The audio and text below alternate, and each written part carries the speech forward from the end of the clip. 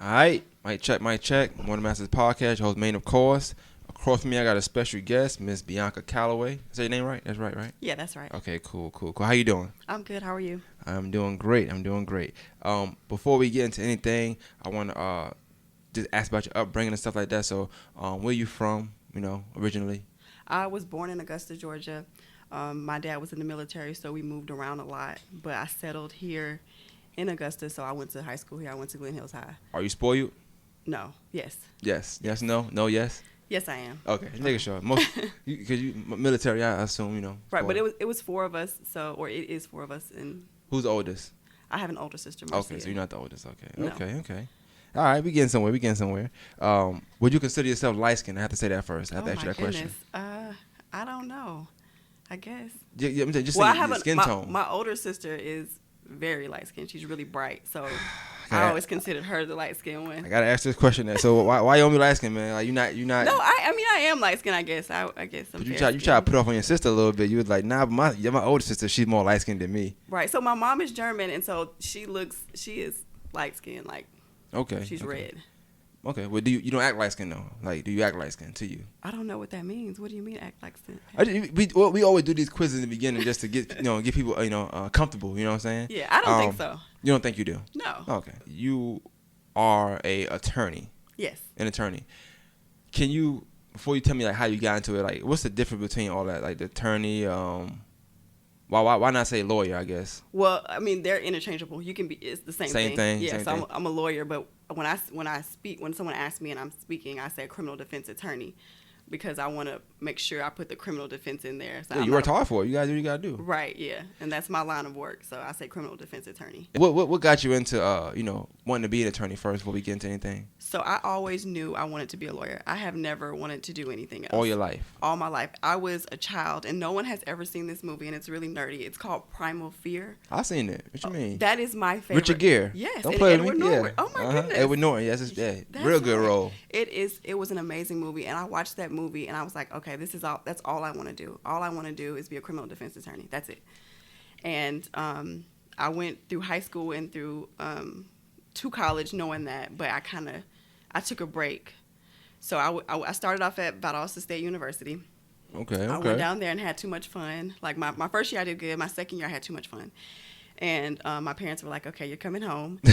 So I came home and went to Augusta State University. I was pregnant with my daughter. So when you came home, you was pregnant? Yes. Oh, that was part of the fun, I'm assuming. Yes. I got you. Okay, cool. Yes, cool. absolutely. You're on the same page. That's a part of the fun. I see what's going her on father here. lives in Valdosta, yes. So, yeah, I had to come home. Hey, shout out to Valdosta, man. No, no.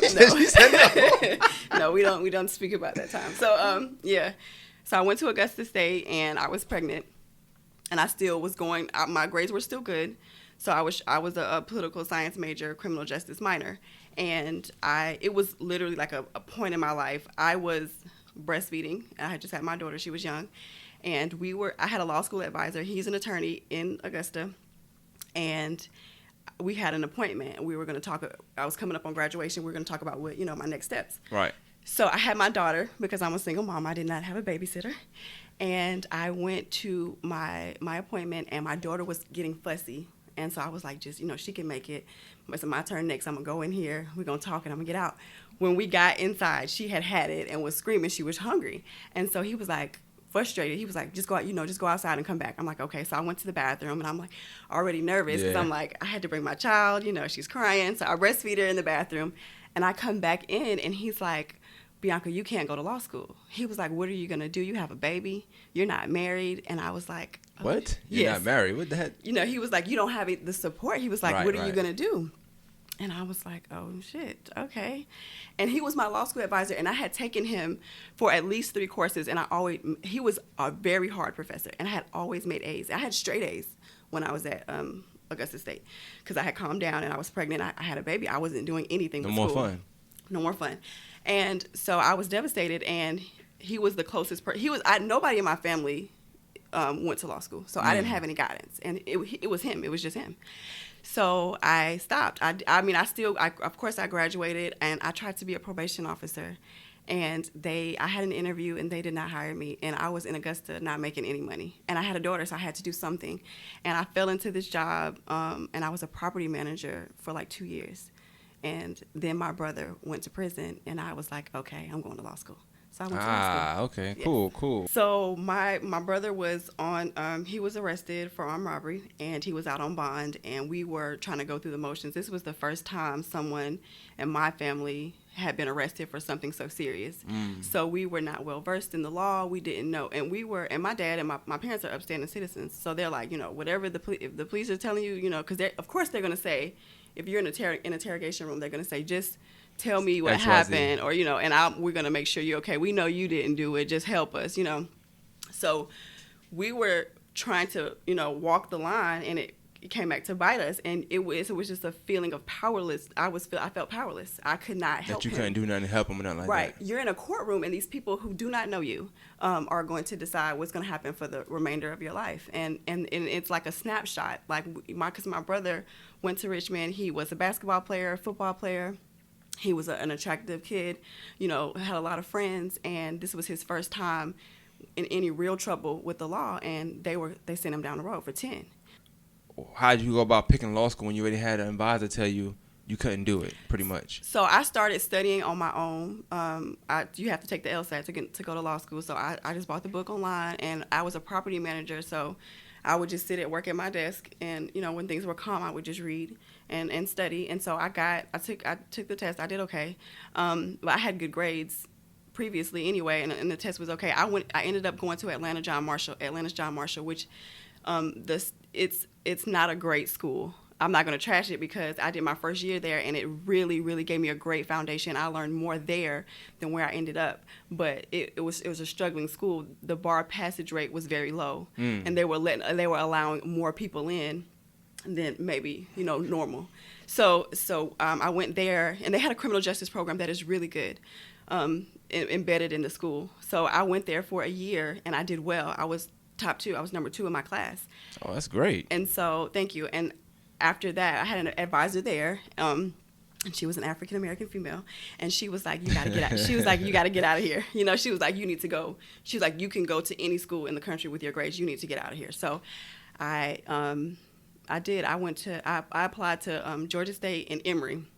I ended up picking Emory because it's like a top 20 in the country, and I just wanted to do that for my family, So, because Georgia State was cheaper, but Emory was more prestigious. But when you're picking like law schools, right? I guess as far as you getting a job and you come out, where you go matter. Yes, it depends on what kind of lawyer you want to be, but yes. So Emory is because of it's so prestigious, you can go to Emory and go to big. We call it big law. It's like corporate law.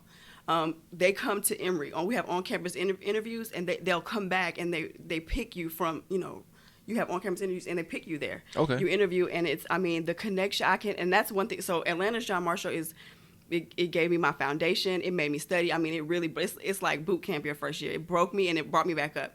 And when I got to Emory, it was more plush. I didn't have to work as hard, but the perks were amazing. I met people, like I got to meet like Bill Clinton. Like you meet people that I would normally be rubbing elbows with these people, and so it opened a lot of doors. But I wanted to be a criminal defense attorney, and it really didn't matter that if I went to Emory. I could have went to John Marshall and got out and did the same thing I was doing. Well, because you can make money in different areas of law.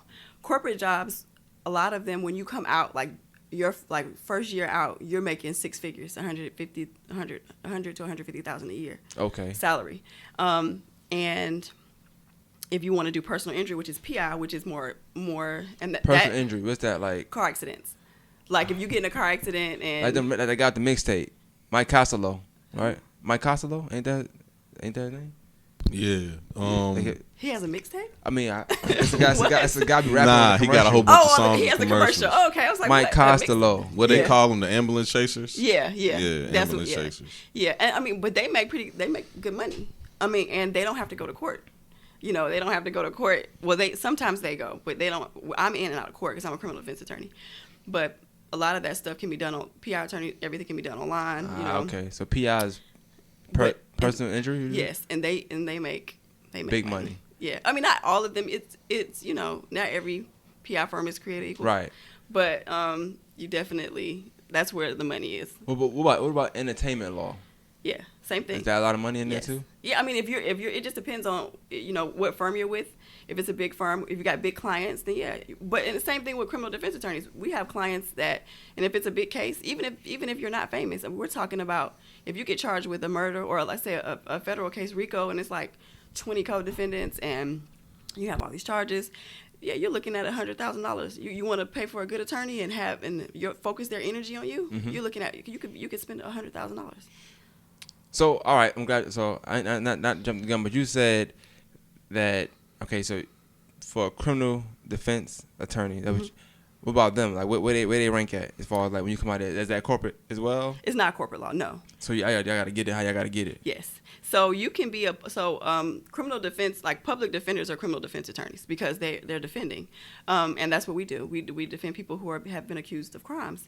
But I'm in the private sector. I thought I wanted to be a public defender, and then I watched something called Gideon's Promise, which is a great program, and I love it. And I would promote. I still would promote Gideon's Promise. Yes, if you can check it Is out. it on Netflix? I think it may be on Netflix. Okay. But it was the director was a professor at Atlanta's John Marshall where I was, and it was heartbreaking because there were public defenders who were putting their all into these cases and they were not getting paid. Like they do not make a lot of money, unfortunately, which they should because they're on the front lines. They're in court every day. It's $50, ain't it?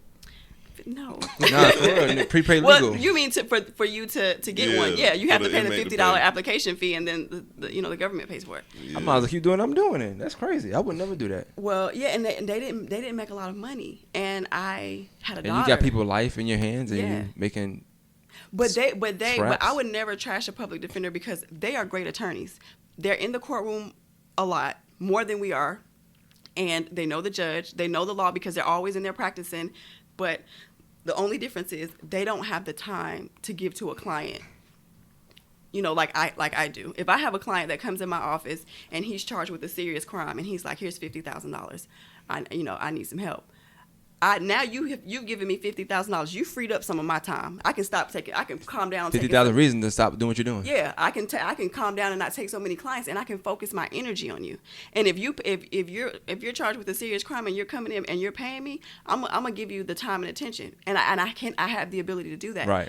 Public defenders don't. They just don't have the time. You're looking at a case. You got 150 people. And you go to court, and that's the first day you meet that's the first day you meet your public defender. He opens the folder and says, "Hey, who are you?" So I'm glad you said that. So I mean, I guess it's one of the things I want to get into first. I guess too, money.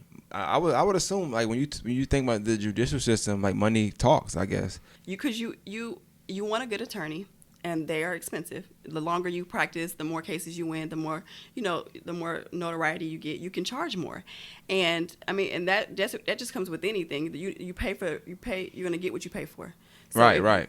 So some criminal defense lawyers are expensive, but when like I said, once you give them that money, you have freed up their time. Now you're at the top of the list. You have freed up their time because now I got this. I'm not gonna take a couple cases because we can control our caseload where public defenders can't. Right. So I'm not right. gonna take these cases, and I'm gonna put my time and effort into this person. Not only that, I can pay my staff. So I got 2 paralegals that this is the only case you're gonna focus on.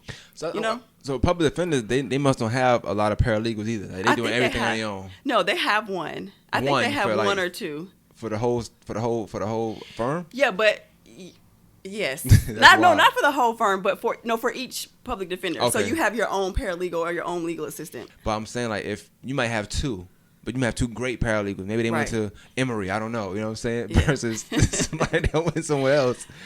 I just assume like even what you're saying, it just sounds like the more money you pay, the higher your chances of getting defended better. Yeah, because and don't necessarily mean that the lawyer's better, but yes. they spending more time on your case. Right, they're spending more time, and you have more resources because you got to think about. It's a good word. Resource is a good word in law. It's right. A good word. I tell people this all the time, especially people who want to rush their case, because you're taught when you get arrested for a crime, it's not you versus the victim, it's you versus the state. So you have the state of Georgia versus you.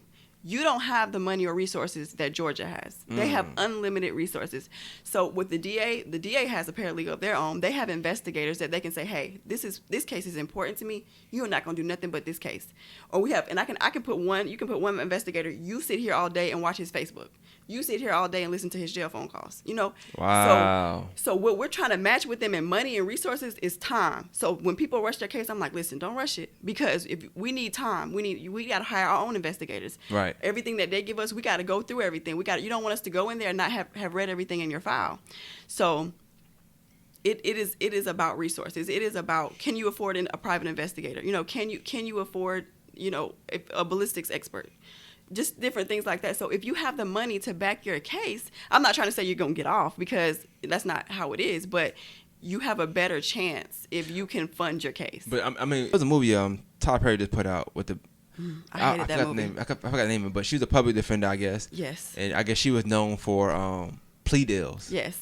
But didn't that movie give them a bad name? Like, yes. Because public defenders have a bad name anyway. Yes. But it didn't make it any better. And then she didn't make it any better because she was horrible in court. And I hated that, because that's not true. Like I said, I respect public defenders because they're doing, twice the work I'm doing for twice as less.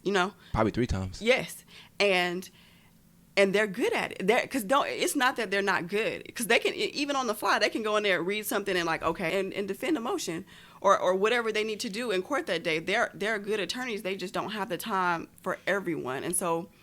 And don't think that just because you get a public defender, they're going to plea me out because they don't care about me. A lot of people plea. That's just the way the criminal justice system is so clogged. Most cases end in plea deals. Why would somebody be a public defender? It don't sound like a good job. It's an honorable job. Somebody told me if Jesus had a job, he'd be a public defender. He was a public defender. That's right.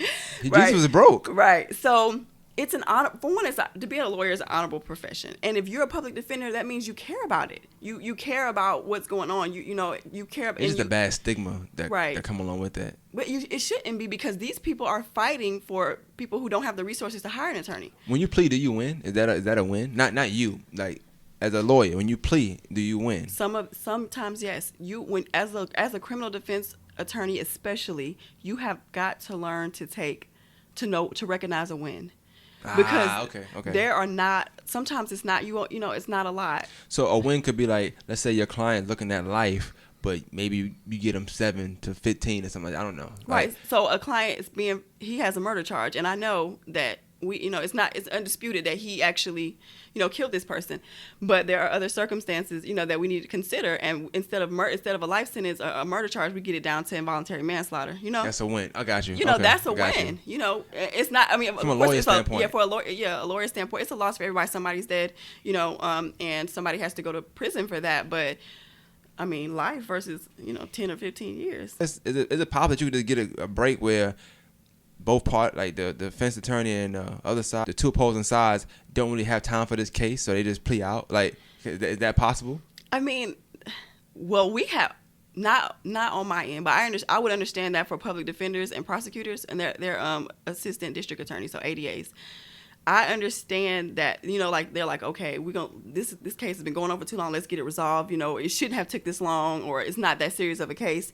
I understand that. But to me, I don't care what comes through my door. Every case is important to me because I have the time, So I'm not rushing it. Like, I'm not rushing like, okay, let's plea him out. I'm sick of this case. No, I'm like, I'm going to push until I get what I want or what my client wants and what's in his best interest or what I think, is justice for him. Okay, but so even with that, let's just say, I always say like lawyers, right? Mm-hmm. See, I guess I'm not in that field, so me looking at outside looking in, whether it's movies or or think about that or just people talking, it's hard because like y'all be like y'all argue or do your job with somebody's life at stake, and then I don't know how real law it is. I don't know, what I'm saying, but then you'll see two of them both be eating lunch together or something like that. Absolutely. And I always feel like the oddest thing to me because here you got somebody that got life and all right, let's go eat Ruth Chris. That's crazy. And people shouldn't take that to heart because at the end of the day, it's a job. It's our profession. And we all are lawyers. We all went to law school. We all understand how hard it is, and we all know the stakes, you know. And so once you pass the bar, and now it's like a community. And no matter what, if you're practicing in a certain county, you got to build those relationships. You know that relationships are always important. Mm-hmm. And a lot of times it's not personal. You know, it's not personal. Like, you're doing your job because you believe in it. You know, prosecutors believe that they're protecting the community and that their victim, you know, deserves justice. And we believe, you know, we're on the other side. Either our guy is, you know, innocent, or he may have done it, but you know, there's some legal justification or some mitigating factors that we want you to consider. Right. So, but we still respect each other. There have been times where I have been to trial, and you know, opposing counsel acted the fool, and I'm not having lunch with you. You know? So now you're having lunch with the person. Yeah, because and that doesn't happen a lot because we respect each other. You know, it's a profession. Right. You know, it's a respect thing. But once you cross that line and you become unprofessional, and you know, I don't need to associate with you, and it's clear to me and everybody else, and you're an out. You stand out. Yeah. And people don't want to, you know, be associated with you. But that doesn't happen as much as people think that it happens. You know. But what's the actual process of bonds and a hearing and getting out? Okay, so when you get arrested and you get charged with a crime, you the first time you go to court is first appearance. And at first appearance, if you are not charged with a serious violent felony, like one of what we call Georgia's 7 deadlies, then that judge, it's a magistrate judge at that point, can set a bond for you. Sometimes they won't. Like, you may get charged with something serious that's not a 7 deadly, like maybe a couple ag assaults and some drugs, and you got a criminal history, and they won't set it, and you have to hire an attorney or have your public defender file a motion for bond. So let's say you went to first appearance and you either were not eligible for bond because it was one of the 7 deadlies, or you know, they didn't set you a bond because of the crime. You know, it was you had a criminal history and you ag assault, and they're like, I don't want to touch this. Let's get you in front of a superior court judge who's going to have jurisdiction over the case, and let's see if they'll set you a bond. So after that, you have to have an attorney file a motion for bond for you. So you file the motion, and then they schedule you a hearing. Everybody has a right to a bond hearing. So when you go, and people think, and I'm glad we're talking about this, because people just hear the crime and hear some facts or some alleged facts, because nothing is proven at this point. It's early in the case. And they think, oh, why did he get a bond, or he shouldn't have, or he should have got a bond. So, and I hate that. So, and bond hearings are my jam. They are my favorite thing to do. And I'm favorite? Yes, and I'm really good at them, if I do say so myself. I know who to call. That's right. So it's 4 factors, and that is it. They are not, by law, they're not supposed to really give too much weight to the nature of the crime, right? So you got to keep that in mind when you're doing a bond hearing. So the factors are, do you pose a significant risk? And it has to be significant. You know, you got to pay attention to words. A significant risk of fleeing. Because if that word's not in there, everybody's at risk of fleeing. Right. You can let me out and I'll never come back. You know, come back. That would be considered like maybe how much money you got. Can you buy a jet and leave if you want to? Gotcha. So the first factor are, do you pose a significant risk of fleeing the jurisdiction, and will you come back to court when you're ordered to? So they look at your finances. You know, how long have you lived in the county that you've been arrested in, or in Georgia? Do you have family here? Like, are you married with children? Do you have ties to the community that is going to keep you here, and you know that you're going to go back to court? You know, so they consider, do you got a passport? Do you own land in California where you can just go? You know, so different things. The next one is, do you pose a significant risk of are you a danger to the community or to a person or to property? And the way they determine that is they look at your criminal history. Like, are you out here committing crimes? Do you have a long criminal history? And they do look at the nature of the crime there. So they're like, okay, if this is like, if you've been arrested for like a spree of crimes, they're like, okay, you've been arrested like 4 different charges on 4 different days, you know. Right. You know, for the same thing kind of, and they're like, okay, if we let you out, you may do the same thing. Or you got a criminal history, and it shows that, like, let's say it's a person that has a drug problem. They're like, if I let you out, you're probably going to get arrested for drugs again. Gotcha. You know, so, and the next one is, do you pose a significant risk of committing a felony pending trial? And again, they look at your criminal history. Do you have any felony convictions on your record? And then the last one is, if we let you out, will you obstruct justice? Or intimidate a witness. So if you have co-defendants in the case, will you go tell your co-defendant, you need to take this charge? You know, gotcha. Or if there's victims, are you going to go to the victims and intimidate them? So it's not about black or white sometimes. I know a lot of times I be seeing it. That's what they be posting, like, you know, a black person do this, a white person do this. But now you say that, yes, it's kind of different. It is very different. So people can be charged with the same crime, like, and if you're on probation, that is because even if you get a bond, you're not going to be released because you have that probation hold.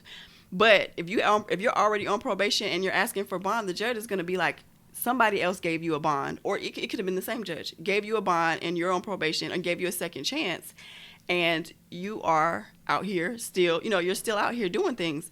So that weighs heavily.